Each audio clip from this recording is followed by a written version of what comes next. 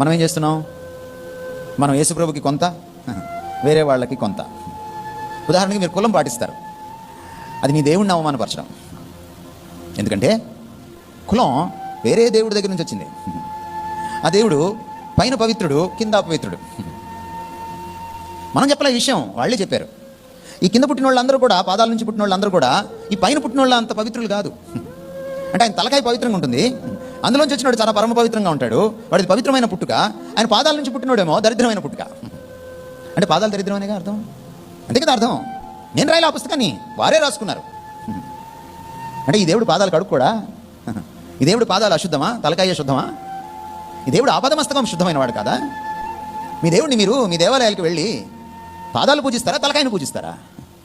పాదాలని పూజిస్తారు. నీ పదరాజీవములతో అని పాట పాడారు మీరు.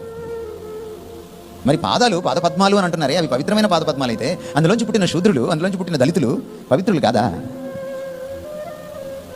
ఆ దరిద్రమైనటువంటి ఆలోచన మీరు తెచ్చుకున్నారు. ఈ పవిత్రమైన దేవుడిని పూజించే మీరు ఆ దరిద్రమైన ఆలోచన తెచ్చుకొని మీరు క్రైస్తవంలో కలుపుకున్నారు. చూశారు? వాళ్ళని క్షమిస్తాడు దేవుడు, ఎందుకంటే వాళ్ళకి తెలియదు పాపం. కానీ మిమ్మల్ని క్షమించాడు దేవుడు. మీకు మ్యూజిక్ ఉంటుంది.